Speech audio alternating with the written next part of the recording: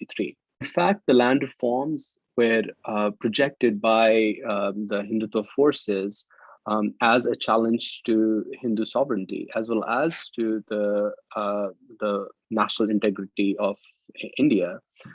So the two formations, when they came together, although their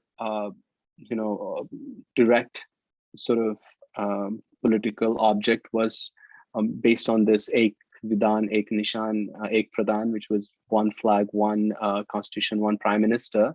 But these were only symbolic issues. The primary concern was that the Muslims and Dalits in Kashmir had gotten a substantive citizenship because of the land reforms. And I mean, if you look at the speeches of people like Shama Prasad Mukherjee, who died in Kashmir at that time and became the first martyr of Hindutva, and allowed Hindutva to kind of regain its sort of nationalist credentials after the assassination of Gandhi had kind of pushed them to the side.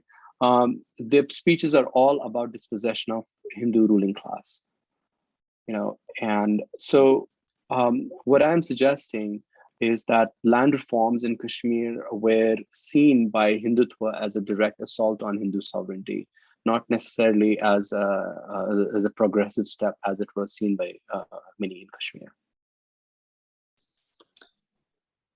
Professor Lankaba, would you like to come in, please? Yes, thank you for the question. Yeah, I think one thing that we have to recognize, I think, especially in the in the context of the Northeast, is that the Northeast has always had these kind of dominant forces. So I mean, if you think about post-Indian independence, or even prior to Indian independence, the coming of the American missionaries, the coming of the British administrators colonizing these areas, and then coming of the Indian state, and then the whole kind of militarization process. So to a large extent, the suppression and the oppression that people have experienced must be understood in the context of this long durée, I guess, this historical long durée. And I think the coming of the Hindu right, I think, yeah, I mean, it's quite interesting, I think, how people are receptive to this idea of the kind of Hindi belt, of kind of Hindutva, and trying to come into the Northeast and challenging the status quo. So challenging the churches, challenging the regional parties and politics, and so on. And I think amidst all of these encounters, I think it is also important to pay attention to the allies, the allies of the Hindu right as well. So I think we should not discount this force as a singular force which is just coming, but also how there are different actors actually participating in this and trying to understand this Hindu Hindutva in the context of Northeast India. And here I think it is quite important to emphasize the distinctiveness of Hindutva practices in the Northeast, primarily because they're aware that large portions of the region have had very strong nationalist movements. So I mean, if you take into account the Naga nationalist movement and then the different factions that come out of that, you have a lot of nationalist movements in Assam, Meghalaya, Mizoram, Manipur, and so on, right? So I mean, all of these nationalist movements have a very distinct and strong history based on certain aspects of their identity. And here, of course, land is an important part of it. And I think, well, at least in my conversations with various grassroots activists, they are quite careful about bringing this issue of land. So they speak about scrapping the ILP, so the inner line permit. And they talk about how the customary laws enshrined in Article 371A, for example, in Nagaland, need to be rethought, but they don't go beyond that by trying to influence policy, because they know that changing that dynamic will lead to a change in perceptions of the Hindu right, who, aside from Assam, I think Assam does have large structural aspects of Hindutva, in place, and kind of institutions, and they tend to kind of disseminate in schools and so on. In a lot of the other tribal states, they rely on different alignments and alliances with tribal bodies. So they have to play it quite safe. And here, I think in that sense, it is quite interesting that land reform in particular, in the tribal states, they're quite careful about that, quite reticent about approaching that. The next question is for Professor Sundar. This is an audience question, and they're asking, has there been attempts to establish a transnational political ties between indigenous people in central India and those elsewhere? Do you think transnational political alliance in any way might impact the belligerence of state policy and its impunity in destroying Adivasi religion, culture, land, and the way of life? There have been some attempts. There are various platforms of indigenous and tribal peoples which have established international links, have also represented in Geneva, but it's not a sort of big movement as yet among the sort of central Indian Adivasi groups.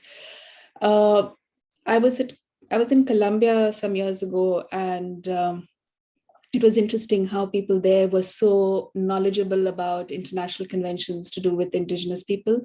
But there's nothing like that kind of awareness in India, regarding the international context. However, I think that the Indian government, as is the case with race and caste, is very averse to any kind of labeling of Adivasis as indigenous, and would make it very difficult for them to officially establish such links and to make them meaningful. And it's true that the history of Adivasi interactions with other communities in India is very different, and so questions of indigeneity are not really relevant in the same way. Although the meaning of indigeneity is really about resources and politics, etc., not about prior arrival. So yes, I think it would be helpful for people to be aware of these larger contexts and connections, but it's not happening immediately. The next question, again, I'll put it for the broader panel. How might we read again, there's an audience question.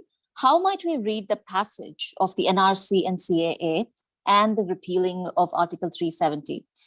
And more importantly, 35A together? Is this the creation of the de facto Hindu Rashtra without constitutional changes? That's the first part of the question. And the second part of the question is, what do these moves do to our understanding of the idea of indigeneity?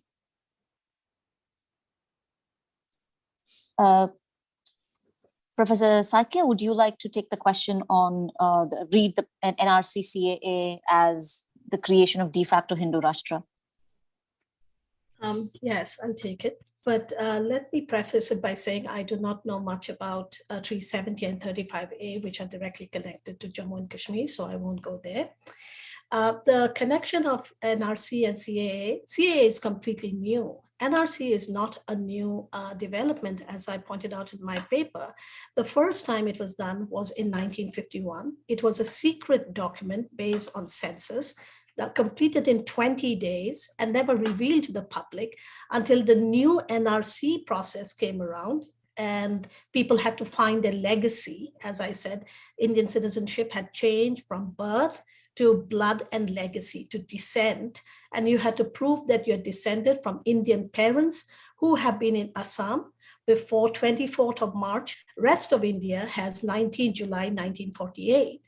So Assam is an exception in this case because of the intervening Bangladesh war that has happened.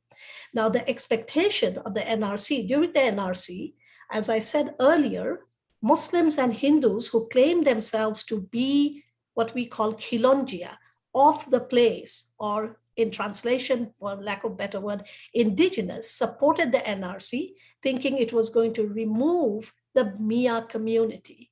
And that has a longer history, social, cultural, economic, as you brought up, land question, all those interconnected, and of course the election politics, was to be removed. That did not happen. Instead, it became that the number of people who were left out of the NRC turned out to be Hindu Bengalis. So the car came around. So in the case of Assam, there is a constant orchestration and an engineering of a certain kind of citizenship that that today, particularly the Indian state, wants to create. But connected to citizenship, which is a legal question, is another cultural question, which I keep on emphasizing, is a question of belonging. Belonging is an emotional connection. It is a cultural rooting in a place. And the so-called people who are told to be infiltrators today consider that they belong there. Now, just because they have a dari and wears a topi and a lungi does not make them foreigners. And so that sense of belonging is what is under erasure at the moment. So I look beyond the legal to those kind of human issues that is dehumanizing. You may have citizenship, but you may be still living an inhuman life, which is happening to the Muslims. Thank you. We are coming closer to the end time. So we might not take all of the audience questions. So I'm going to put this question to the broader panel as well, and please respond as required. How does the polarization and violence brought to light by Hindutva shape the daily life experiences in all of these communities that you work with? This is for the entire panel.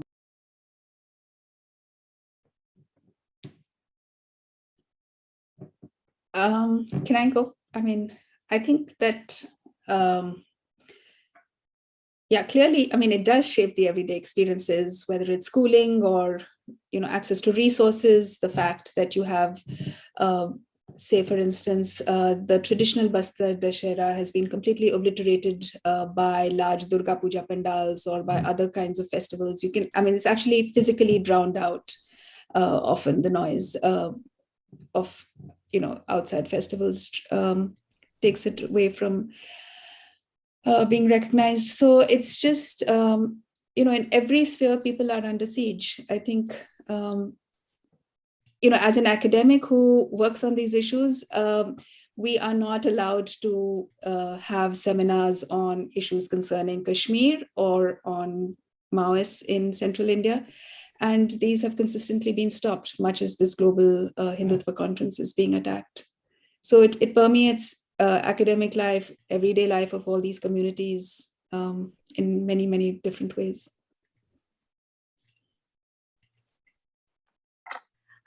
I'll just jump in here because I wrote another piece on the everyday life of Muslims during the COVID lockdown, which really clearly distinctly shows what is happening. And I studied basically the garbage pickers, Muslim garbage pickers, and how they're completely neglected by the state for any kind of redress. But along with it was an entire rhetoric and discourse of Corona jihadis as Muslims because of the Tabligh Jamaat meeting in Delhi. And there was a public naming and shaming of people on TV, on prime time, which was to dehumanize them, not just not one group of Muslims, across the board in Assam. So suddenly, even small school children who were sitting at home in the lockdown and not going to school were listening to how the Muslims are the contagions that are spreading the virus that will kill them. So this is a biopolitics of life, which everyday people actually experience. Thank you. Junaid, I would like you to answer this question as well, but I also I'm also adding another question to the question of existing violence. Of course, Kashmir is not new to violence. The history of violence predates much, much longer. Have you noticed a very specific, as the violence inflicted on the Kashmiri population, not just the violent silencing of over 8 million people in the valley since the revocation? Have you seen changes to this violence since the revocation of 370? How do you view those instances that have happened since in relationship to violence and how it shapes the daily life? Well, I think that, of course, as you pointed out, there is a long history of counterinsurgency, state violence, suppression of rights of Kashmiris. But since 2019, there is a sense of what I call brazenness. uh, completely presenting a different picture than what the reality is. If you can recall the event Howdy Modi, when Modi in Houston, Texas, told the tens of thousands of Indian diaspora and Donald Trump in the audience that India has overcome this 70-year-old challenge in Kashmir, and now Kashmiris have all the rights and provisions as every other Indian. This was only 10 days after Modi had ordered 10 million Kashmiris in under a military siege, and communication and internet shutdown and lockdown. And that continued for almost 7 months, which was followed by, of course, the COVID itself was used as a weapon of the state to suppress any more dissent in Kashmir. In more recent times, we have seen attacks on journalists. Just a few days ago, 4 prominent independent journalists from Kashmir where questioned, their equipment was taken away.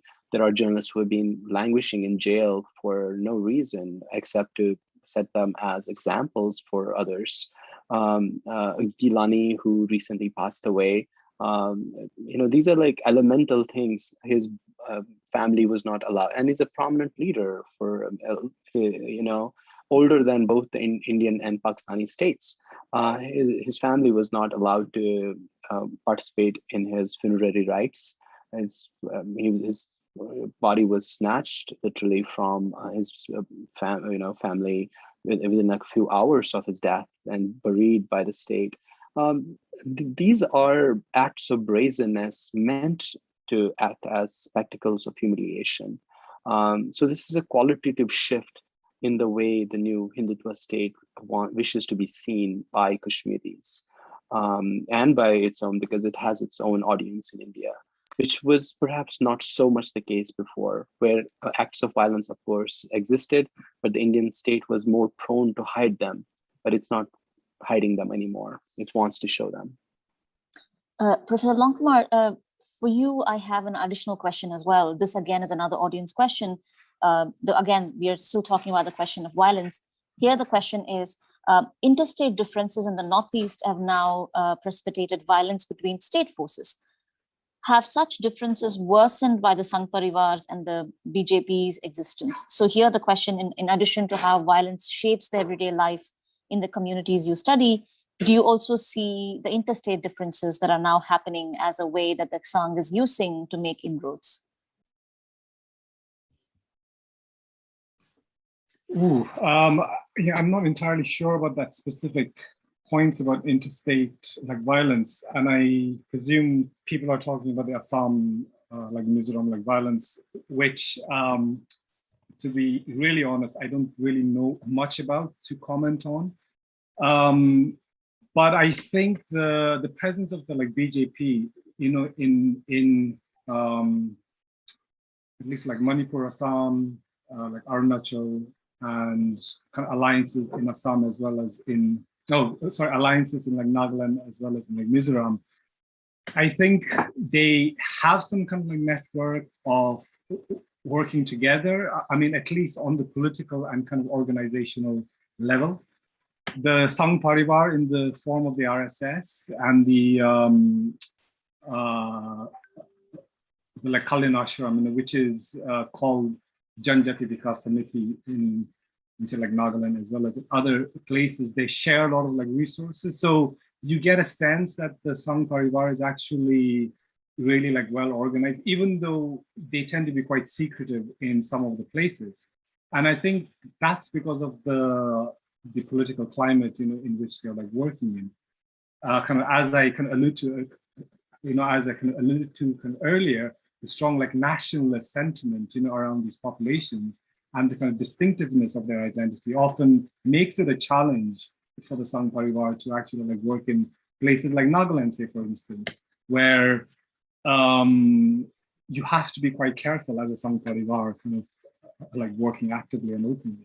So I think I would say that at least at the party level, I mean, there's an organizational kind of aspect to that.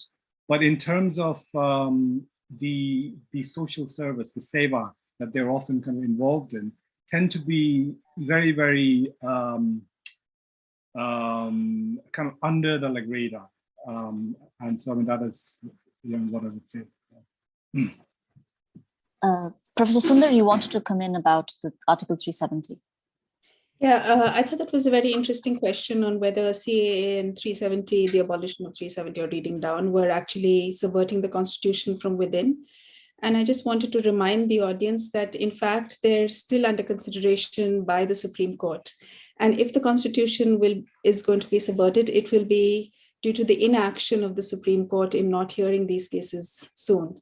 So we're talking about a complex of forces which are leading to the subversion of the Constitution. Thank you. We have a lot of. May I quickly say just one addition to what Dr. Sundar said? I think the fact that the Supreme Court itself has kept that petition, hanging for so long, it's been 2 years, suggests to me that the Supreme Court itself is highly compromised. I mean, the previous Supreme Court Chief Justice was almost like acting, consecrating the Hindutva policies and practices, and they have even stopped accepting habeas corpus petitions from Kashmir. Thank you. So we have a lot of questions coming in. So I'm going to put more questions. These are all questions again for the general panel. The next question is about how are minorities in these spaces on the contours of the nation, which itself is made up of minorities, are reacting and resisting to the Hindutva onslaught. We also have another question. I'm combining some of these questions now to Professor Longkumar, which also says, are there ways in which Northeasterners are creatively resisting these assimilative discourses? So I'll open this question again to the panelists to talk about, one, how does resistance in these communities that you study happen? And how are they resisting the Hindutva's onslaught in these communities through various means? Professor Sakya, would you like to go first, and then the other panelists can join in? Sure, thank you. I'll keep it brief. Since how are the local communities in Assam resisting? We know that we had a long era of resistance from the 1970s all the way through the ASU movement, the Ulfa movement, but suddenly it has died. We have one lone person still resisting, Okhil Gogoi, who has started a new political party, Rai Jordal, the People's Party. And he was the only person who was elected while he was still incarcerated who had resisted the Ka. And all the others failed to win votes. The people who had resisted Ka failed to win. So it appears that the Assamese people, although the percentage of vote was not very high in the present election, I think 37 or 38% of the people voted for BJP. Nonetheless, there were so many internal divisions that you did not have a large other groups coming in. But ironically, there has been a large number of Muslims who have been elected to the Assam Assembly this year, except there is no representation at the level of a minister. So the minorities have to live without true representation of the voice and the grievances for resolution. I cannot say about the rest, but it of course appears to me at a personal level, at an absolute personal level, I have experienced, I grew up in Assam. That was a very plural place, which was wonderful. We never thought it'll be what it is now. So I have faced a lot of discrimination and problems, and I have to accept it because I'm a minority.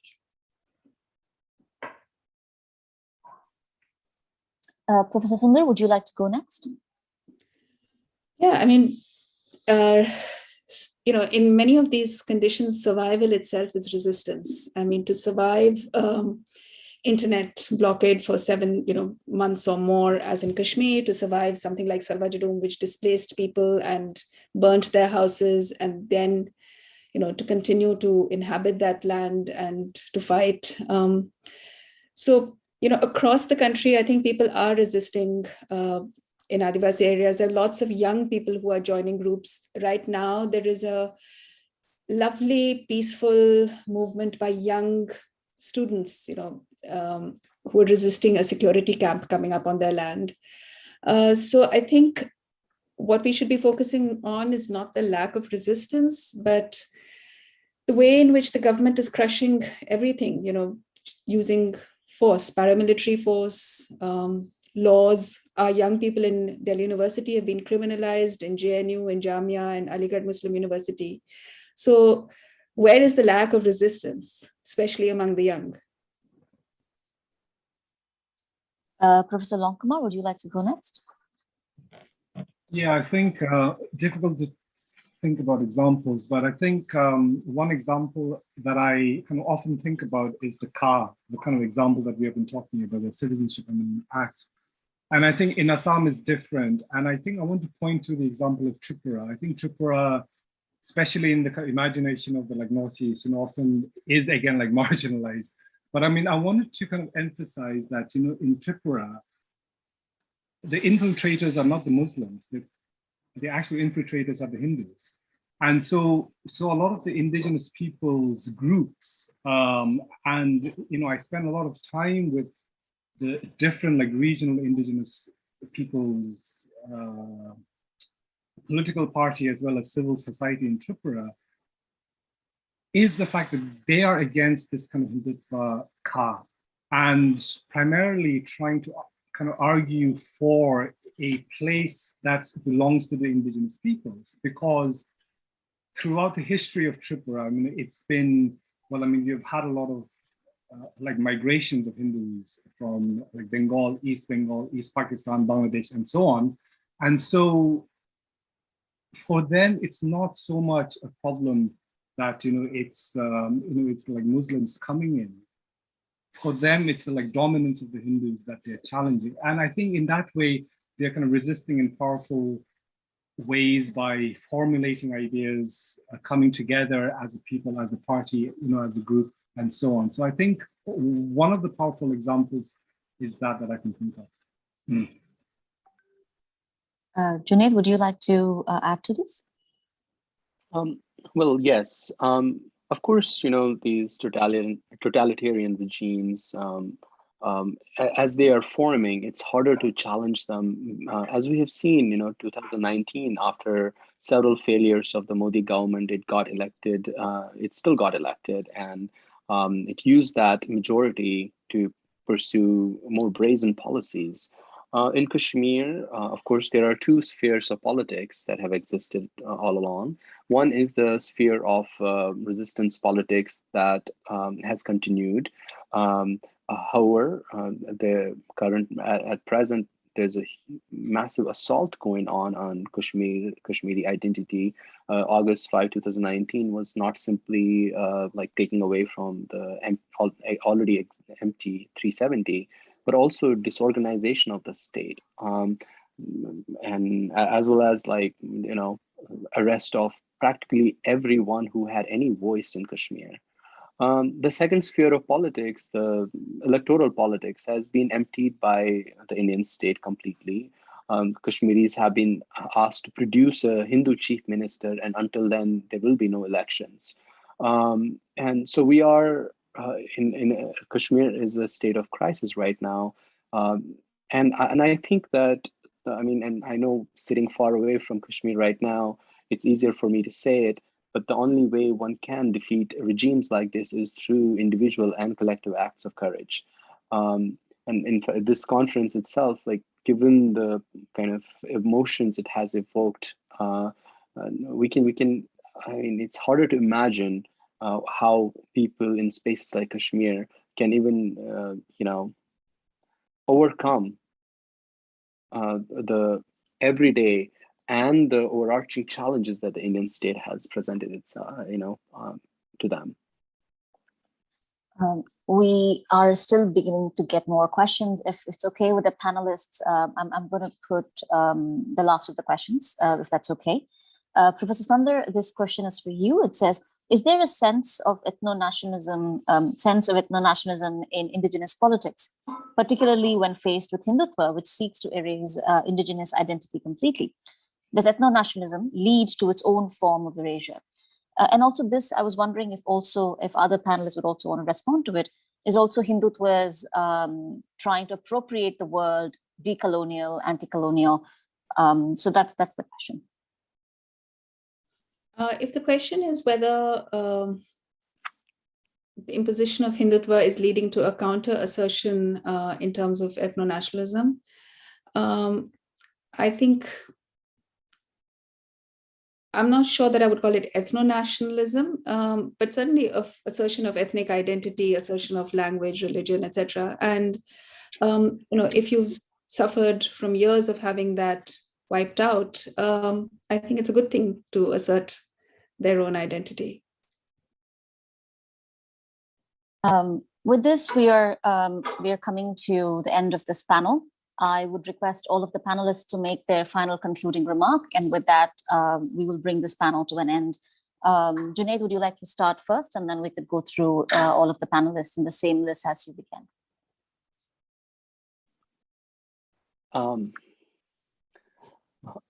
I think that it is, when I say that we must now see India as a Hindutva state, I'm not suggesting that it should necessarily lead to cynicism, that there cannot be any recovery of a better future for the people of India and for those who have been subjected to the Indian state for so long, like in Kashmir.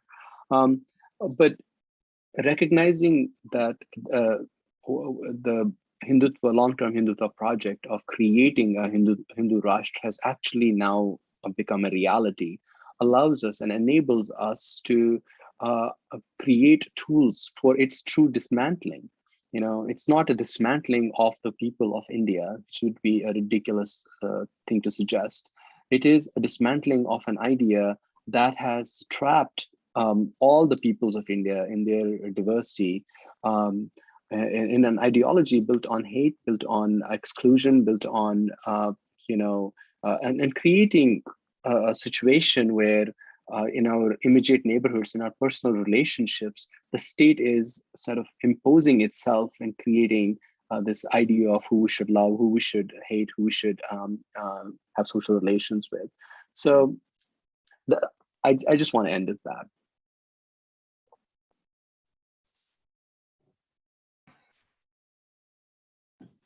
I guess I just want to emphasize a big thank you to the organizers for inviting me, and to the panelists as well, and the audience for listening to us. I think that's important, like Yasmin has said. I mean, in my work at least, I'm interested in the encounters of a singular dominant force, known as Hindutva, and how does that really engage with the different ethno-nationalist projects of the Northeast. And I think that kind of experiment, I call this an experiment primarily because those encounters are actually producing newer forms of Hindutva. And part of my argument has always been, and of course, a lot of the RSS people keep telling me this, on the ground, is that they have to deconstruct Hindutva in the Northeast in order to be malleable, in order to be adaptive to the local environments that they're working from. And of course, Northeast is a very different sort of puzzle for them, because it's not really the Hindi heartland. It's not considered as part of India to a lot of people there, through their food, through their clothes, their looks, and so on and so forth. So how do you convince this entire region that they are a part of the construction of Hindutva and a construction of this India that this Hindutva often presents? So I think my work is situated in those kind of encounters and in those tensions. And I think through that, we can really start to kind of understand the evolution of Hindutva, particularly kind of in a place that has historically been so resistant to their ideas.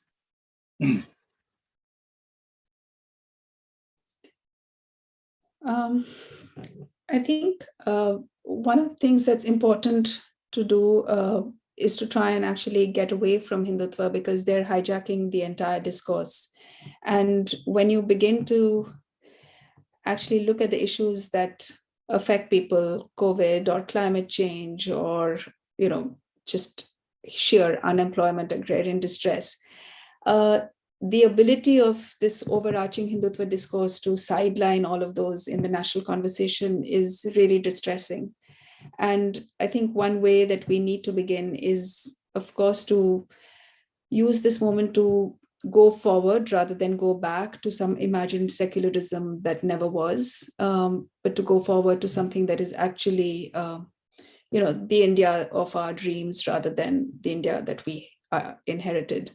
And also to bring all of these other issues back into conversation.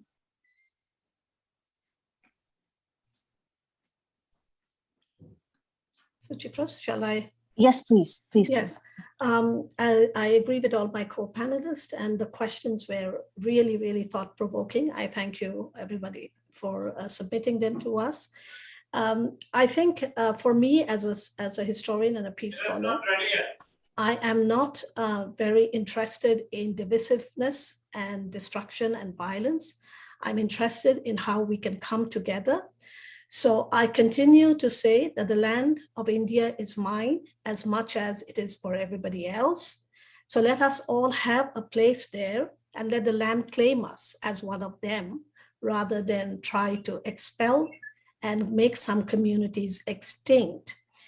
I do not want to despair even at the thought of all these legal things that are going on right now, because I sincerely believe that we cannot have this Gorgon-like effect stunning us into silence and fear, because our humanity has to override and has to shine through all of them, all of these kind of initial shadows that we're living under, and dispel them for hopefully being able to see one another as fellow human beings.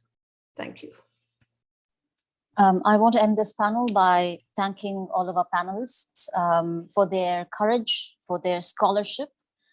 But one thing that brings all of them together is their commitment to focus the communities that they work on, but also speaking relentlessly in solidarity.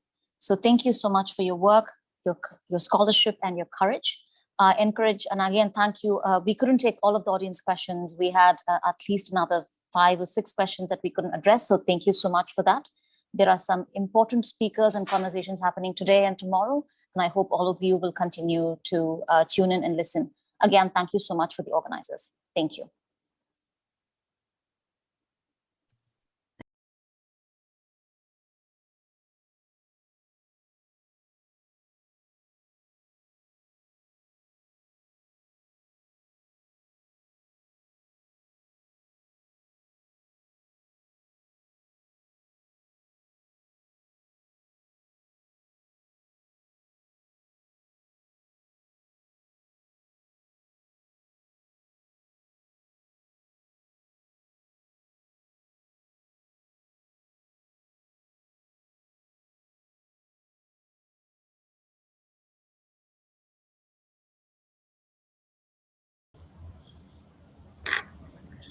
This is Suchitra Vijayan, and you're joining us for the Polis Project's weekly segment, From the Ground Up, where we center the voices of activists, writers, journalists, and others working on some of the most important issues affecting India and the larger South Asia, with a focus on documenting state violence, human rights violations, and local resistance movements.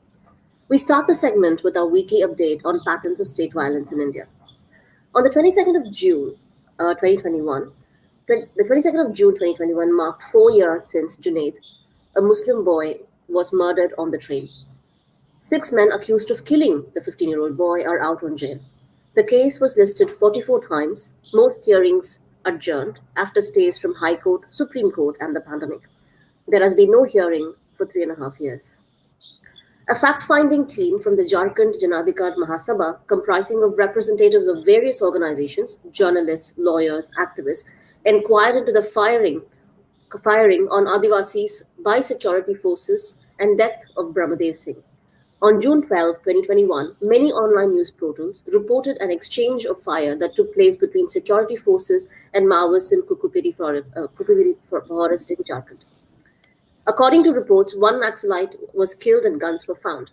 Next day, many local newspapers highlighted that 24-year-old Brahmadev Singh from Piri village had died in a counter-firing by the security forces. The Jharkhand Janadhikar Mahasabha investigated the matter by conducting a fact-finding that included representatives of various organizations, journalists, lawyers, and social workers. The team found the incident of 12 June was not an exchange of fire. Innocent villagers were fired upon by security forces, and 6 Adivasis associated with the incident, including Ramade, were out on a traditional hunting ritual every year. On 21st of June 2021, journalists and transparency activist Saurav Das Das's investigation revealed that the death count in 24 Uttar Pradesh districts were 43 times more than the official COVID-19 death toll. The 24 districts out of the 75 in Uttar Pradesh reported the highest number of COVID cases over the months of June, July, August, and October 2020, when the first wave struck. As per various media reports and government data tracked by COVID-19India.org, the excess deaths in these districts were between 10 to 335 times higher than the reported COVID-19 death toll between the 1st of July 2020 and the 31st of March 2021. An investigative piece by The Wire by journalist Kunal Prohit revealed that Max Corporate Services, a company accused of conducting nearly 1 lakh COVID tests during the recent Kumbh Mela in Haridwar, has links to the ruling Bharatiya Janata Party that might have played a role in selection of the Uttarakhand authorities despite failing to make the grade earlier.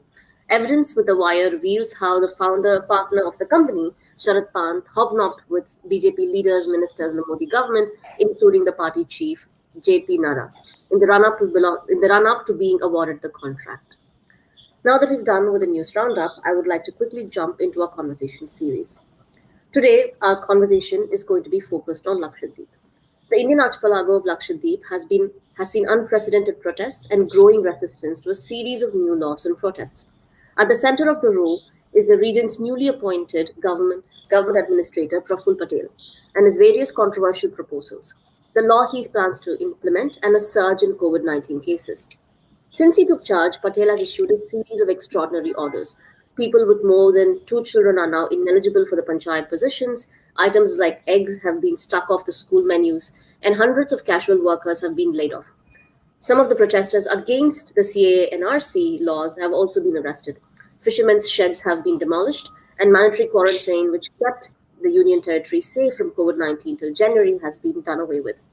Under Patel, Lakshadweep's administration has announced a slew of new bills that have local community panicking about the future. The draft Lakshadweep Animal Preservation Regulations of 2021 bans beef.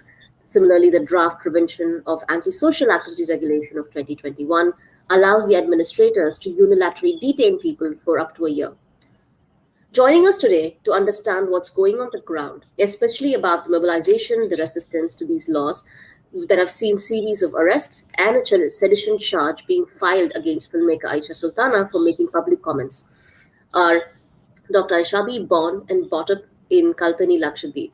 Now she runs a own hospital in Malapuram, Kerala, and has been organizing for the cause of ecological justice in Lakshadweep. We also have Kanchi Kohli, who's a scholar working on environment, forest, and biodiversity in India. She regularly teaches at universities and law schools on the subject related to biodiversity, environment, and community development. Thank you so much for joining us today.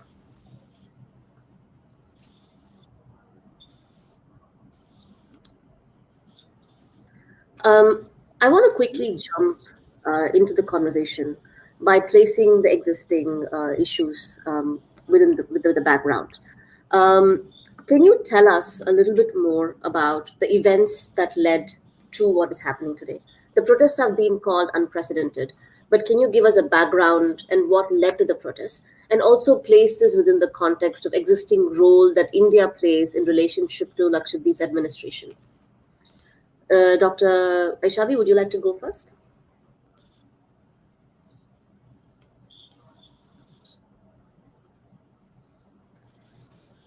Yeah, so thank you very much.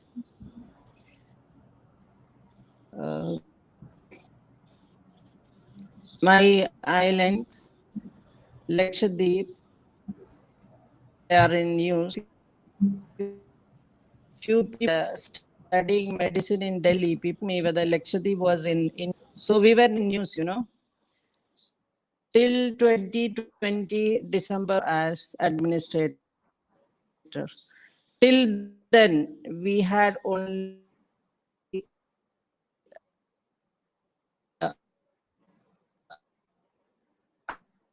years.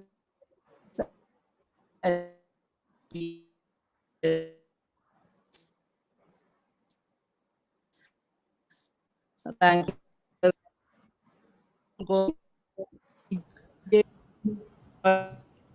Dr. Ashwini, we cannot hear you. You're breaking up. Forms, and that I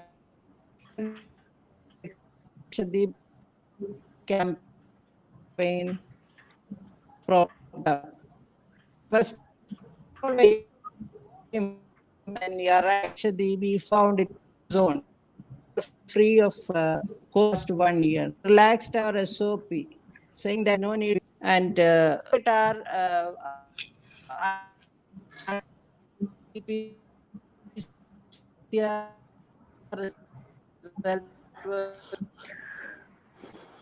I think we've lost Dr. Kanchi, would you like to step in? Sure. I mean, I honestly, I think Dr. Aishabi would be much better positioned. Somebody from Lakshadweep would be much better positioned to actually give the background about the islands and what has led to this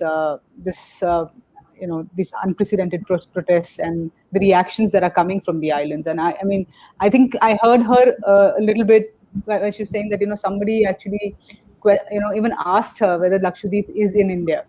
And I think that is an important point that she was making, because in most mainland India. Yeah, sorry. I think, Doctor, you're back. Sorry, the line was really bad. Can you hear us? Hello. Hello, Doctor. We can hear you, but the line is really bad. Do you want to perhaps turn off the camera and just speak? Yeah. Maybe you could put off the video, and maybe the voice will be better. Yeah, that might be stable. Yeah. Okay. Doctor, do you mind starting again from the beginning? We're really sorry. The line was really bad. We couldn't hear you properly. Oh, really? Okay.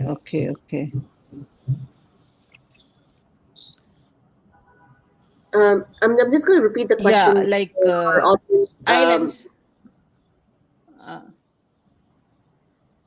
Doctor, please go ahead. Okay. I'm talking about the background actually and the protests. The background was like till 2020 December 5. Can you hear? Am I audible now? Better? Hello? Yes. Am I better now? Yes, we can hear you. Okay. Till 2020 December 5, we were not even in news anywhere, Once Praful Godabai Patel, who is a BJP politician, joined and he relaxed our SOP rules. We were having a green zone for 1 whole year. And after relaxing the SOP, there was a surge of cases and many and actually in second wave. And Lakshadweep is a place where we in that case, like what was happening in Lakshadweep was not his concern. They were both thinking of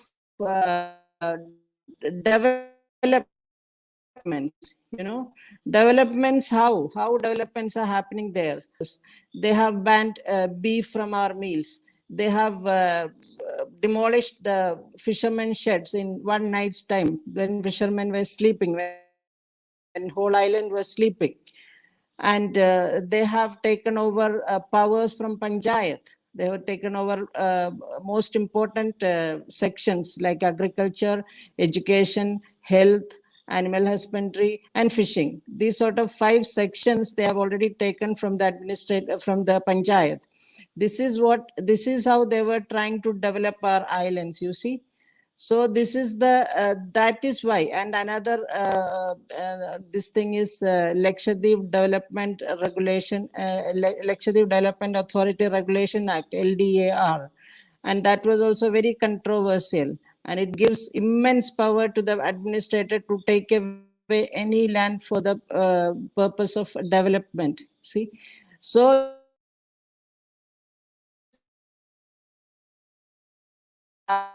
same time our islands, which are is facing a lot of risk from this administration, this present administration.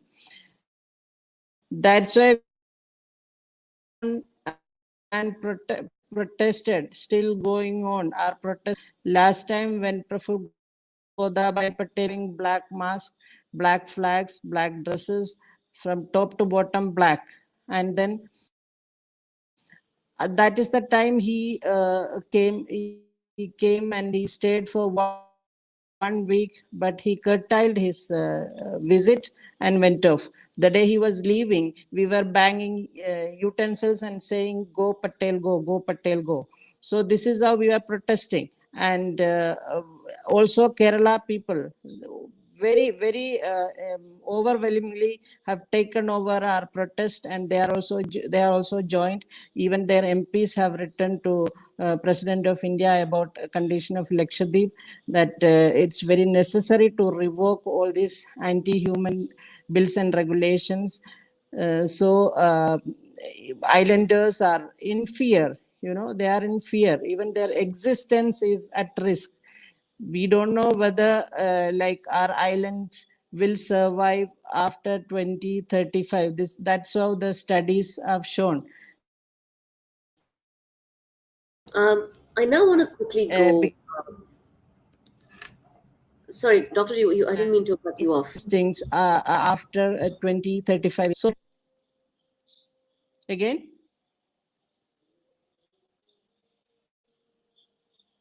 Hello. Hello. No, I didn't mean to cut you off. I thought you took a pause. No, please finish, and I'll go to the next one. Okay, the other person can continue. I think my network is little slow. I want to now quickly go and discuss Praful Patel and his proposals. You laid out some of this, but why are the reforms proposed by the new administration so unprecedented for the local population?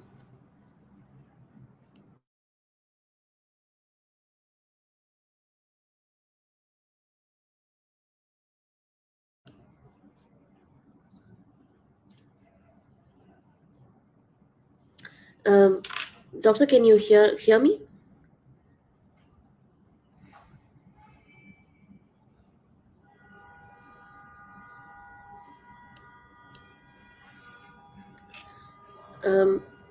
Kanchi, would you like to step in and talk more about the regulations, especially in relationship to the environment, and then we can pick up with Dr. Aisha? Sure. I mean, I think this context that she laid out was extremely crucial, I think, and it's also crucial not just because I think one of the main things is that Lakshadweep Islands, and I'll emphasize that because this is a point that she made when she first spoke. In the vision of mainland India, Lakshadweep doesn't exist, and Delhi is really far away from where Lakshadweep is. So really understanding, the question as she was talking about, people asked whether is Lakshadweep actually in India, and is it the same pin code? What's the pin code? These are the kinds of questions people. So it's not in the imagination. Now, if you keep that in mind and then contextualize the kind of interventions that are now being sought in the islands, I think it works both ways. I mean, for the islanders also, Delhi is really far away. It's a different world, I think. So that relationship, if anything that needs to be done in the islands, it needs to be building on the understanding that there is a distance already.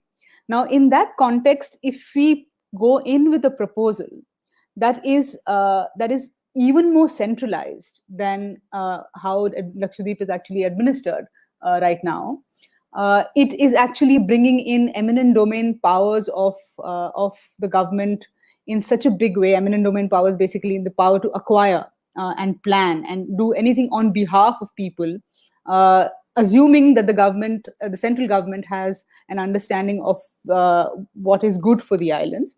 so that you can actually exercise that. The proposals that have come in are highly extractive in nature. They're based on the idea of speculative speculation around land and land use change. And I think there's very little. It contains it really shrinks and contains the space to participate in the development of the islands. And the LDAR law, the draft LDAR law, why it's being opposed also is that one should look at the definition of development there. It is all about building over. It's constructions, buildings, all of that. So I think that's the nature. One, in the manner in which it has entered the islands, and it has absolutely no historical context, or rather, it has such an historical context that it is got in for a certain purpose. It has entered the islands. The proposals have entered the island, whether it's the Gunda Act or the LDAR or other kinds of proposals. From what I understand, in my limited understanding, it has entered the islands more to disrupt than to engage with the islanders.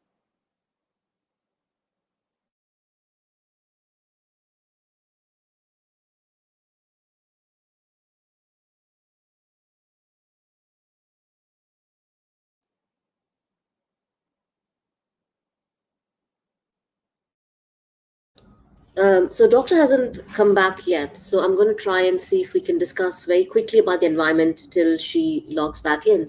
One of the questions I have for you is that the laws and reforms slated to be introduced threaten the delicate ecology of the region. Can you walk us through some of these laws and their implications for Lakshadweep? So I think we need to start with what is being proposed for the Lakshadweep. So it is being envisioned as the new Maldives. It is being built. You're talking about we're talking about using it as a shipping area. You're talking about building tourism, all of those things. So it's completely changing the ethos of the place from what it is. Now, in the context of that, the moment that vision is, do you want to go to her first? I can come back. Okay, so basically in this context, unfortunately, what has happened is that this predetermined vision of what should be good for the islands, which is a very mainland centralized sort of vision that we're talking about, what is actually doesn't seem to have any history of localized discussions, etc.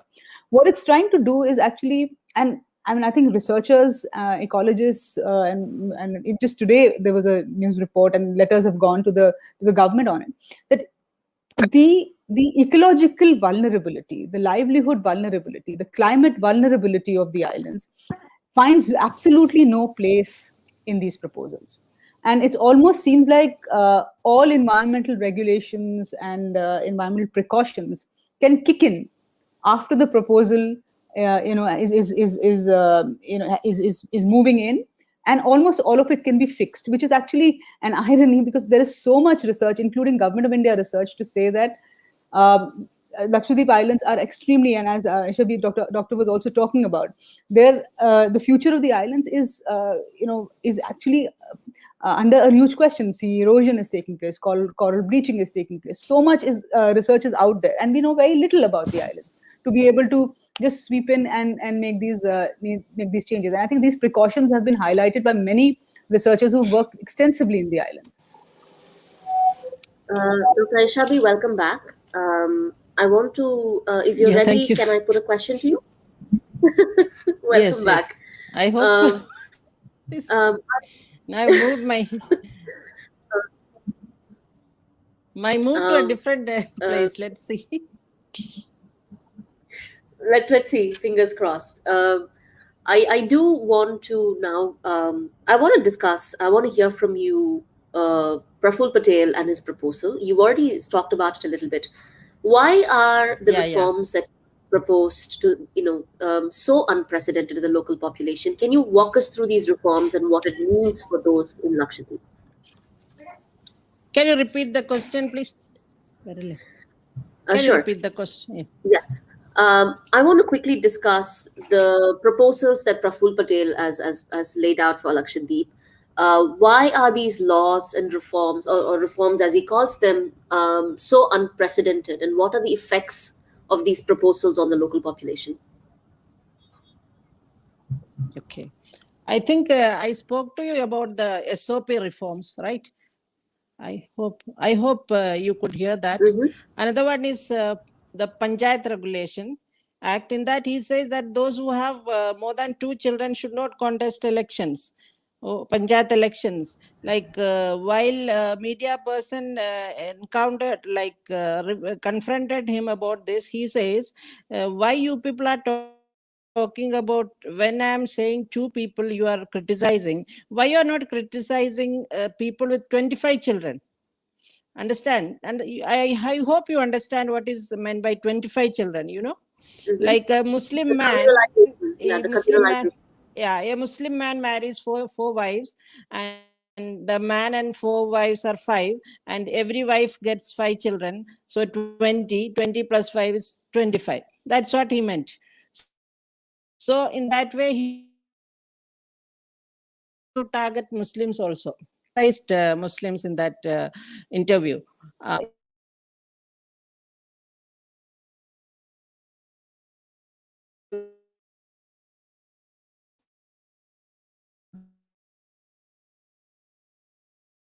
Animals, alcohol in our culture.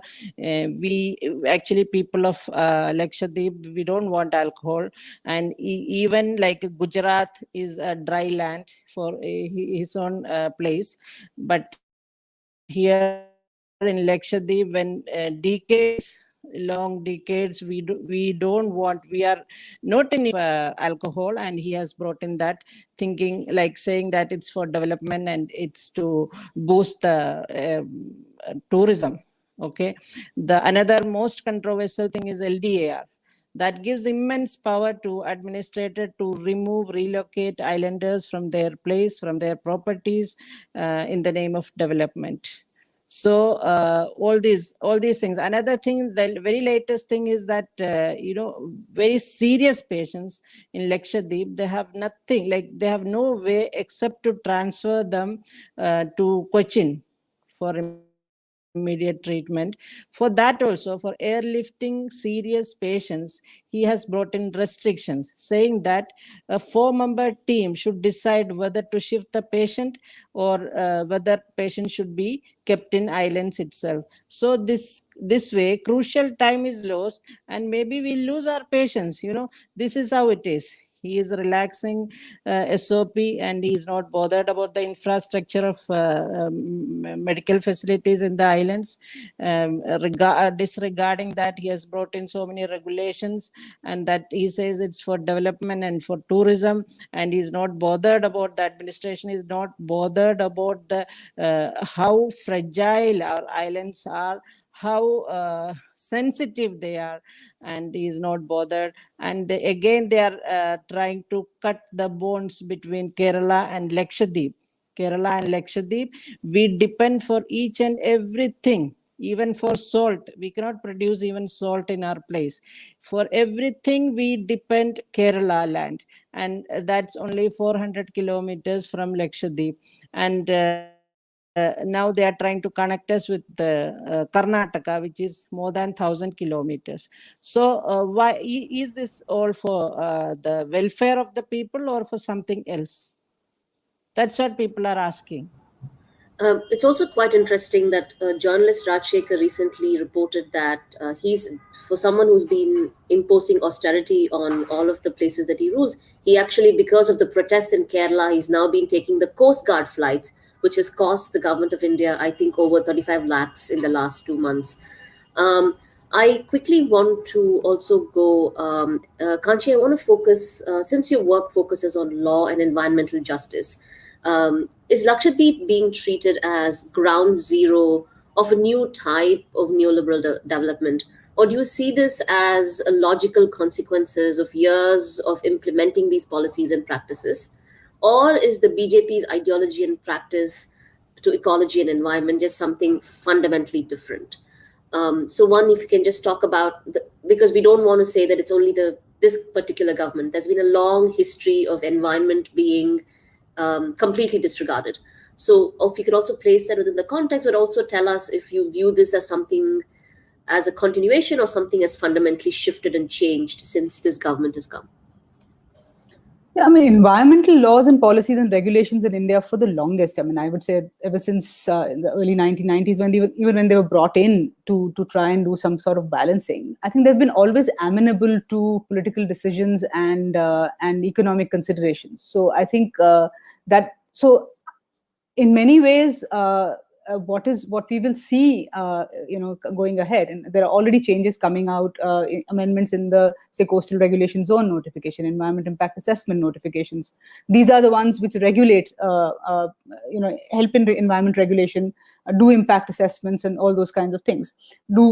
Are supposed to be doing prior studies, etc. But the general tendency is that all these regulations that I was talking about earlier would fall in line. It's almost like a fait accompli outcome of these regulations, because the policies and the interventions are always predetermined. So this is what we have already envisioned.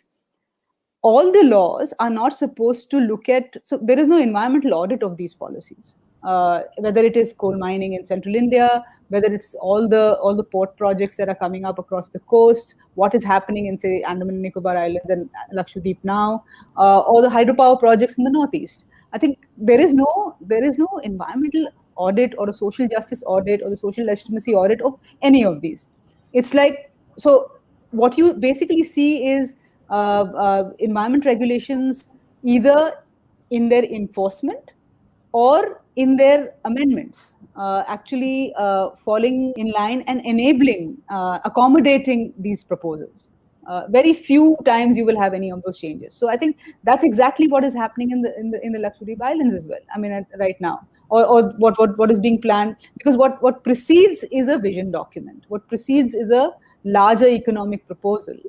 And environment, livelihoods are a collateral. They can be dispensed or they can be compensated for, and that's been the general tendency for most governments.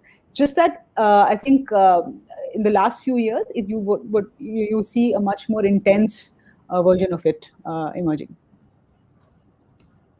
Dr. Aishabi, I kind of want to come back to how the local population has been responding to a lot of these laws. A lot of the local protests for the new administration, Praful Patel's new administration, seems to come from fisher folk and dairy workers. What are some of the challenges that they are set to confront with the coming legislations, especially as the power to make decisions on education, health, agriculture, and fisheries have been arbitrarily taken away from the local panchayats? Because you've spoken about this. So they've taken the power away from the people. So what do you see happening, especially to the fisher folk and the dairy farm workers? Yeah. Actually, their dairy farm were completely shut, and the High Court has stayed that order. Says that recently, just 2 days ago, High Court has stayed it and said that the farm should not be shut. So hopefully that will go on. And like he was trying to impose Amul products to the islanders. In fact, we boycotted Amul, and we also told the people of Kerala to try maximum not to buy Amul products. To think of it, Kerala, there are so many good brands, milk and milk products, but he did not buy from Kerala. They chose Gujarat. They chose to bring Amul from. So that we know that it's for corporate purpose.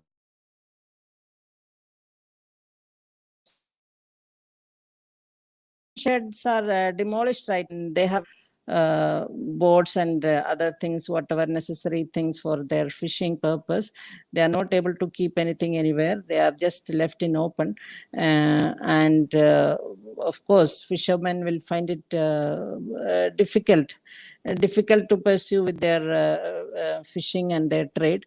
And also the people who have been disengaged at large, so many people, like near about 5,000 people are disengaged from their daily wage or contract work. And also you must have come to know that those people, those indigenous islanders who were in higher posts, of like director and all.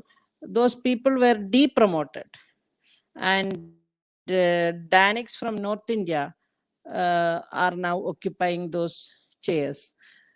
So this is how he is trying to develop Lakshadweep by degrading their own people, by taking away our income, by suppressing our lifestyle, even shutting schools, shutting Anganwadis, and trying to stop protein food for children. So all these are going to have an impact. Another thing is that we had a storm. Recently we had a storm, and for that also they have not provided any anything, like no compensation or no relief were distributed until now. So in all these ways, Lakshadweep is sinking economically, socially, and traditionally, and ecologically. In all ways, Lakshadweep right now is sinking, though authorities say that they are going to make Lakshadweep islands as Maldives or even mini Singapore. I want to quickly go to what's happening to the communities that are protesting. You have a series of sedition charges that have been put in place.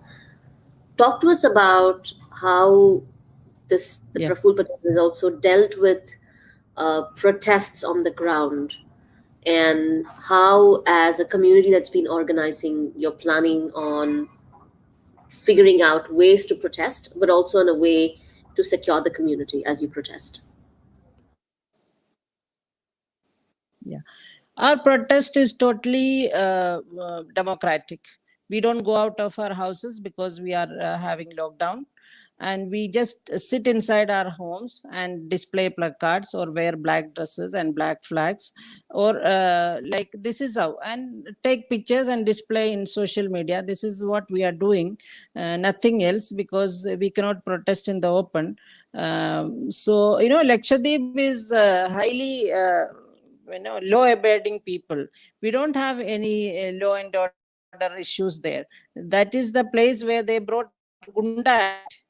Imagine, for 1 year people were very peacefully obeying the orders of government, and the area was without COVID. That means that how much law abiding people we have in Lakshadweep. We can imagine that not even a single case was reported. So the same way we were protesting inside our homes and displaying some placards.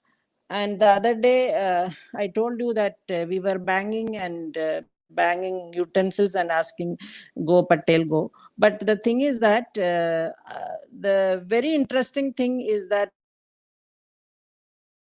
Praful Godabai Patel never interacts with people. He doesn't know the mood of people. He doesn't want to know. He doesn't want to meet people or people representatives. He doesn't want to discuss anything with people. People are, for him, people don't exist there. For him, a land exists there, and he wants to do magic in that land. He wants to make Maldives and Singapore in that land. That is how it is. The poor people are existing there. They are locked up inside their homes. They don't have water. They don't have food. They have no jobs. They have, like, the cyclone came in between, destroyed many boats, livelihood. They are, they are in utter miserably. They are sitting inside their homes and show, like, what can they do? Even like Kerala, people cannot send them food. For that, our collector has said that Lakshadweep people have enough food grains in their land. There is no need to carry food grains from Kerala. No need of donation from Kerala. That is what our collector has said. Even our collector came to Kerala and gave a press conference saying that there are the drug marketing and like AK-47 were found in a ship. It's not related to Lakshadweep at all. It was found in the international sea route in some Sri Lankan ship. but he was trying to put the blame on Lakshadweep people.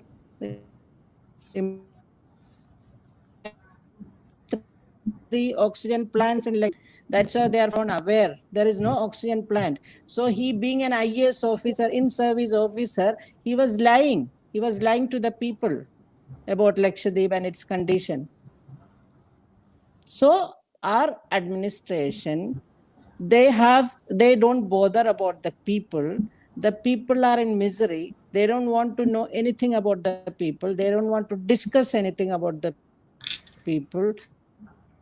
They have centralized all the powers, and even our Panchayat people have no powers to do anything.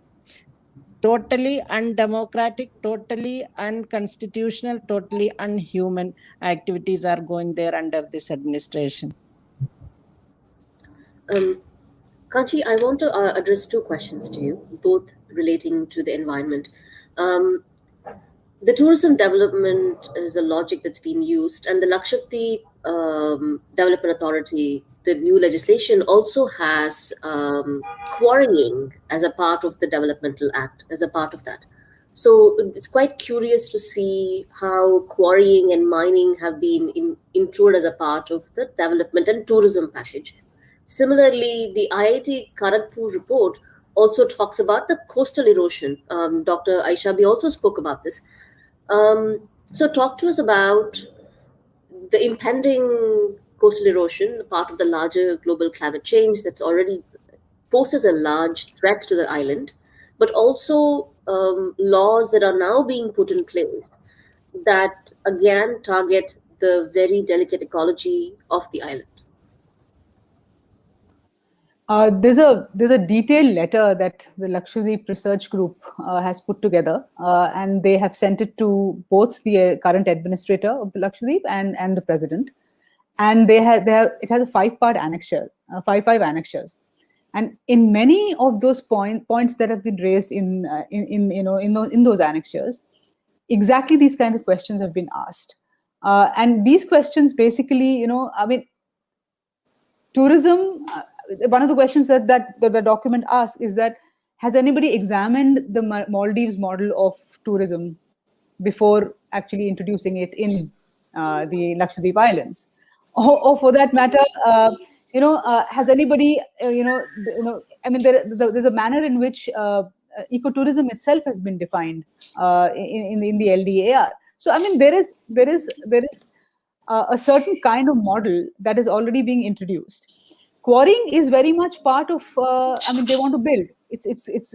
You're actually introducing a lot of concrete in the Lakshadweep Islands. You're going to be building, and there's been a recent amendment to the Island Protection Zone notification in India, which is basically talking about introducing a central agency which can even give permissions for sand mining in fragile ICRZ B areas. So I think those are the kind of changes that are, as I was saying, environment regulation then falls in line, and tourism.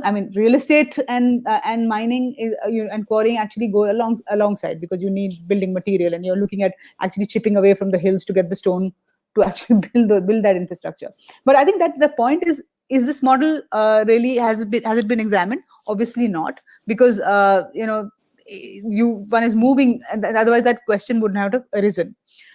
On coastal erosion, it is. When I was reading about it, there have been people who've been talking about this for so long. Internationally, climate change discussions have been talking about islands being the most vulnerable. Sea warming, coral bleaching, coastal erosion. Doctor just spoke about, we don't know whether the islands will exist in the next 10, 20 years. And this envisioning is actually not part of what is being envisaged, and that's why I almost feel like this is a lot of this is also speculative land speculation that is taking place, because it's also territorializing that is taking place that here. It is not about development of the islands. So I think those are important categories that we need to look at, because the ecological question is actually not important for the government. An ecological question is actually it's almost felt that can be fixed at some point of time, when actually this good solid scientific research to say that isn't the case. And there is enough knowledge in India and internationally that can be weighing in to tell you that this is, when you're going to be rolling out this process, that you're going to be hitting roadblocks. Entire projects are going to be swept away into the sea if you don't plan it well. But that's not the idea. The idea is to, as I said, disrupt. We are coming to the end of the segment. So, Dr. Shabi, I'm going to come to you with two questions. One, there's already been a sedition charge filed. The protests are going on. But also you see that the news of Lakshadweep is also fast disappearing from the mainstream. So in terms of ways for outside communities to support the local community, what are the things that those outside can do? But also, as a community that is still in resistance, what are your asks in terms of what happens next? Because as you see, of course the protests are going on, but also there's this way of cracking down on protests. So if you can talk to us about these two and ways in which others from the outside can be in solidarity with you, please let us know. Yes, ma'am.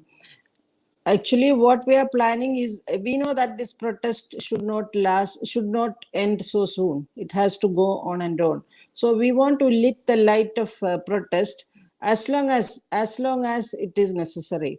And also we will keep in contact with outsiders, especially Kerala and all the like-minded people, secular, democratic, my beautiful India's people. We'll be always in contact with, you are now, right now, you both are spending time for the sake of Lakshadweep. We are so grateful to you all. So the same way, we are going to light up the candle of protest as long as possible, as long as one single islander is alive. Till then, we will not stop this protest. That's what we have decided. And also, they are trying to suppress every dissent voice. That's why they have brought in Gunda Act. And even to be honest, just 2 days ago, even I got a call from local police station of Kerala that some people have. There was an inquiry about me whether I am, trying to go anti-national. Just imagine. I am a doctor and I am practicing so seriously, and this is what it is. Just because I raise my voice against this injustice, people are saying, people are suspecting that I am going in an anti-national way. So this is how their next plan will be to suppress all the dissent voices, and even more arrests are expected. And what we want is, we want our land back as it is. We don't want any more developments which our islands cannot afford, our land cannot afford. Ecologically, they are fragile, and we love that fragile land, and we want to live there and also die there. We don't want someone to come and someone to come and occupy our land and we become outsiders or second-hand citizens. We don't want that. We'll not allow them. We will not allow them. As far as we are alive, a single islander is also enough. We'll keep on protesting about that. So our main concern is that our land will not be given for development, that too for corporatism. We will not bend down for corporatism, and we understand fascism, and we will face it in a very wise way. That's what my message is. Dr. Aishabi Kanchikoli, thank you so much for making the time. Over the next few months, Police Project will be updating readers and audience about what's happening on the ground. We will try and gather all the materials mentioned by both Dr. Aishabi and Kanchikoli, and will become a part of our thread so that you have more access to these documents. Thank you so much for making the time today. We really appreciate it. Thank you. Thank you so much. Thank you. Thank you, both of you, from whole of Lakshadweep and your team. Thank you. Thank you. Thank you.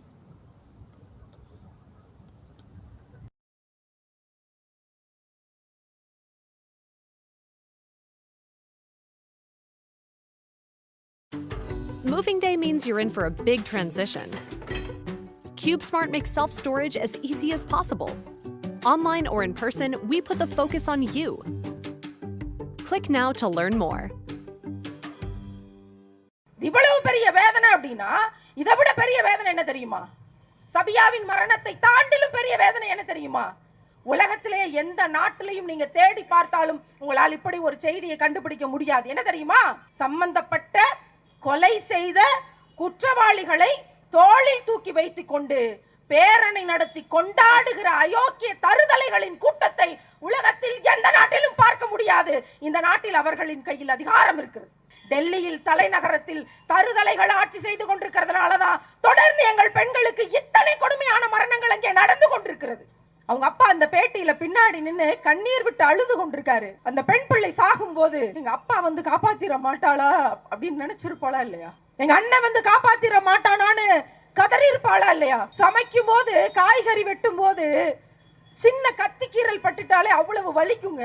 5 நாளைக்கு எரிச்சல் இருக்கும். அவளோட private parts எல்லாம் அடையாளம் தெரியாமல் சிதைக்கப்பட்டிருக்கிறது அப்படின்னா நடந்திருக்கிற குற்றத்தின் வேதனை தாய் வயிற்றிலிருந்து பிறந்து வந்த ஒவ்வொரு ஆணுக்கும் தெரியணுமா இல்லையா?